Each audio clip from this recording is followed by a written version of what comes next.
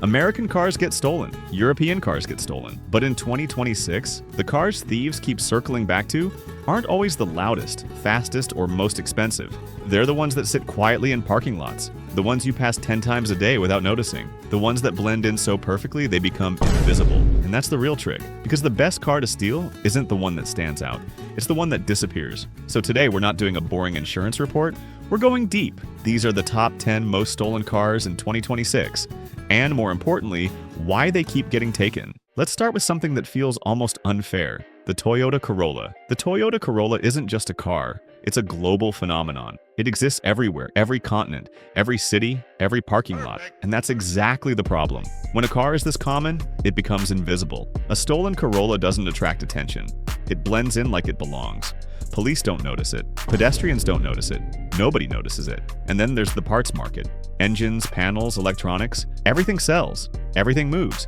It's not exciting. It's not glamorous. It's just perfect for theft. Now let's talk about its slightly bigger, equally anonymous sibling, the Toyota Camry. The Toyota Camry is the definition of "don't look at me." And thieves love that, because a stolen Camry doesn't feel stolen, just looks like someone heading home from work. It's the automotive equivalent of wearing a gray hoodie in a crowd. Completely forgettable, but underneath that boring exterior is one of the most liquid assets in the car world. Parts are always needed.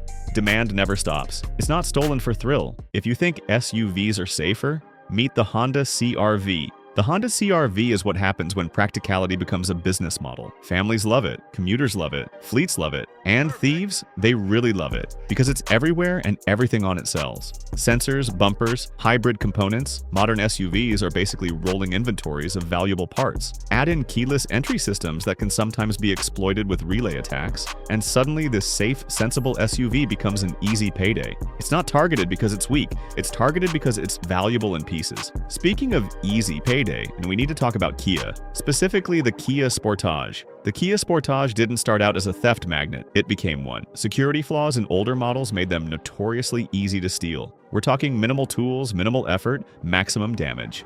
And even though newer versions are much more secure now, the reputation stuck. Because once thieves learn a trick, they don't just forget it, they pass it on. And right next to it, the Hyundai Tucson. The Hyundai Tucson shares more than just a market segment with Kia. It shares history, similar vulnerabilities, similar popularity, similar fate. But beyond the security issues, there's something simpler going on. These cars are everywhere. And when something is everywhere, it becomes easy to target, easy to move, and easy to disappear. In theft culture, familiarity is an advantage. Now let's shift gears, because not all stolen cars are quiet. Some are taken because they're loud, like the Dodge Charger. The Dodge Charger is the exact opposite of a Corolla. It doesn't blend in, it announces itself. Supercharged V8S wide stance, that unmistakable presence. And that's the point. These cars aren't just stolen for parts, they're stolen for experience. Street racing, joyriding, social media clout. It's not subtle, it's not quiet. It's chaos on demand. But if we're talking long-time legends of theft, the Honda Civic deserves its own chapter. The Honda Civic has been getting stolen since before some drivers on the road today were born, and nothing has changed. Why? Because it sits at the perfect intersection of popularity, modifiability, parts demand. From stock daily drivers to heavily tuned builds, Civics feed an entire ecosystem. Engines get swapped, parts get flipped, shells get reused. It's not just a car, it's a currency. Now let's talk trucks, because this is where things get serious. First up, the Ford F-150. The Ford F-150 isn't just popular, it's dominant, which means stolen ones can disappear into fleets, job sites, or even be re-identified and resold. Older models? Even easier. These aren't joyrides. These are business operations. Right beside it, the Chevrolet Silverado. The Chevrolet Silverado follows the exact same formula.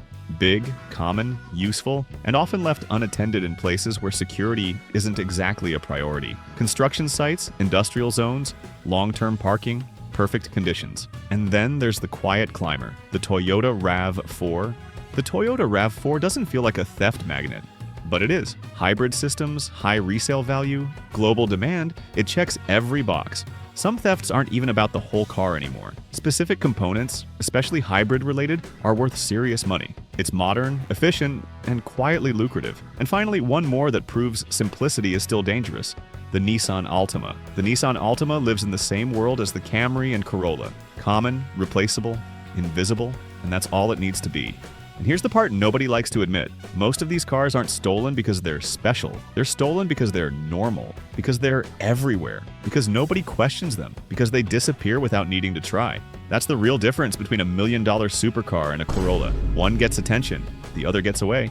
So next time you're walking through a parking lot, take a second and look around. All those identical sedans, all those familiar SUVs, all those cars you don't even register anymore. That's the hunting ground. And the scary part? If your car is in that crowd, it's already playing the game whether you like it or not.